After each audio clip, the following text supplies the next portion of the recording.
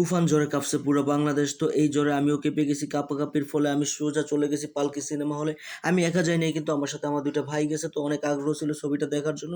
তো অবশেষে দেখে ফেললাম। তো টিকিট নিয়ে অনেকটা বিড়ম্বনার ভিতরে পড়ি। তো যাই হোক, টিকিটও পাইছি, ছবিও দেখা হইছে। তার মাঝে আমাদের সাথে অনেক কিছু হয়ে গেছে। তো সবকিছু থাকছে আজকের এই গল্পে। তো আমরা আশা করি আপনারা পুরো ভিডিওটি দেখবেন।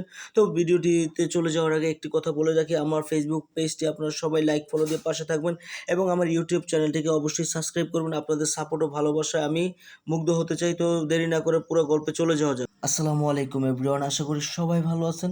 আপনাদের দোয়ায় আমিও ভালো আছি। তাই তো চলে আসলাম নতুন আরেকটি ভিডিও নিয়ে আপনাদের মাঝে।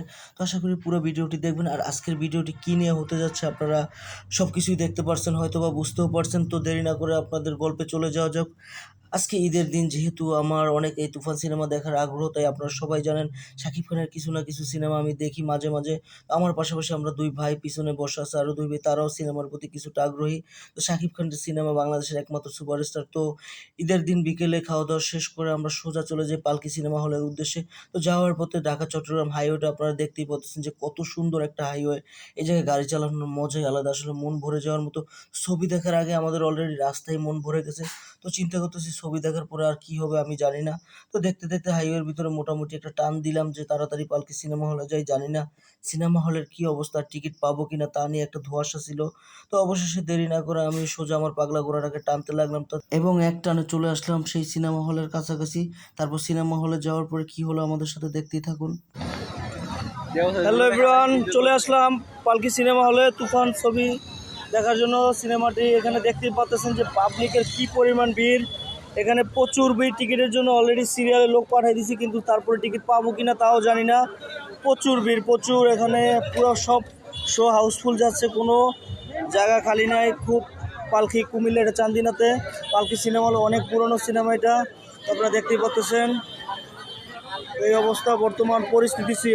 তুফান ছবির ক্রেজ ভাই আসলে বোঝানো সম্ভব না। যারা এখানে ছবি দেখে অলরেডি বের হয়েছে তাদের কাছ থেকে কিছু রিয়াকশন শুনলাম যে আসলে ভাই পুরাই ভাই আগুন।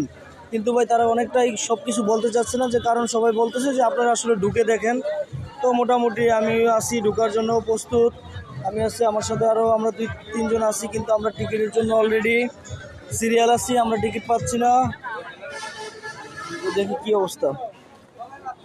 অলরেডি গেট খুলে দিছে, কিন্তু আমরা এখনো আমাদের সিরিয়াল, এই যে ভাই, এই যে দাঁড়ানো ভাই, পানি লইতেছি। তুইন ভাই কই? তুইন ভাই, মানুষ প্রচুর পরিমাণে এখনো। এখানে টিকিটের মূল্য হলো ডিসি 200, RS মানে নিচে 150 টাকা। আপনারা দেখতে পাচ্ছেন সিরিয়াল। ভাই আর কত সময় লাগবে? দাঁড়ায় থাকেন। ভালো কিছু পাইতে হলে একটু কষ্ট করতে হয়, তাই না? দীর্ঘ আধা ঘন্টা লাইনে থাকার পরে তারপর আমার রুবেল ভাই টিকিট নিয়ে আসলো। তো টিকিট পাওয়ার সাথে সাথে আমরা দেরি না করে সোজা হলের ভিতরে প্রবেশ করি। তো আপনারা দেখতেই পাচ্ছেন হলের গেটম্যান আমাদেরকে হলের ভিতরে প্রবেশ করতে দিচ্ছে এবং অবশেষে আমরা সিঁড়ি বেয়ে উপরে উঠে যাচ্ছি। আমরা যেহেতু ডিসিতে টিকিট নিছি, তো ডিসি মানে উপরে। তো উপরে যাওয়ার পরে দেখি আসলে পরিবেশটা কি। তো ডিসিতে ঢোকার পরে হল গার্ড আমাদের কাছ থেকে টিকিটটা বুঝে নিল এবং আমরা সোজা ভিতরে চলে গেলাম। তো ভিতরে যাওয়ার পরে দেখি বৃদ্ধ কাকা সবাই সামনে বসে আছে, কাকারও ছবি দেখার অনেক ইচ্ছা। তো হলটা মোটামুটি ভালোই ছিল, কিন্তু হলের পরিবেশটা, চেয়ারগুলো ভালো ছিল না, আর অনেক গরম ছিল।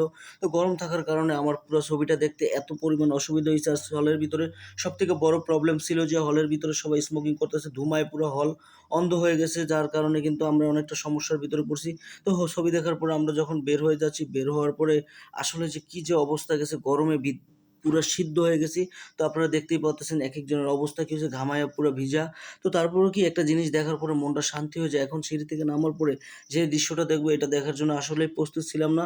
যে বাইরে এখনো দীর্ঘ লাইন সিনেমা দেখার জন্য, রাত্রে ৯টা বাজে, ৯টা থেকে ১২টার শো দেখার জন্য এত মানুষ। আসলে তুফান সিনেমাটা মানুষ আসলে দেখবেন আপনারা হলে এসে, যথেষ্ট ভালো একটা ছবি, আপনাদের সবার ভালো লাগবে। আমি কোনো মার্কেটিং দিতেছি না, খুব সুন্দর একটা ছবি, আসলে গ্যাংস্টার টাইপের ছবি। যারা গ্যাংস্টার টাইপের ছবি ভালো লাগে তাদের কাছে অসম্ভব সুন্দর হবে, পুরো সোয়াগ আছে একটা ছবিতে। তো আসলে আপনারা সবাই বাংলা সিনেমার প্রতি আগ্রহ হন এবং সিনেমাগুলো দেখেন। তা আমি একটু সিনেমা হলের সামনে যাওয়ার আগে একটু ভাবসাব নিতেছি। অবশেষে চলে গেলাম। সবাই ভালো থাকবেন।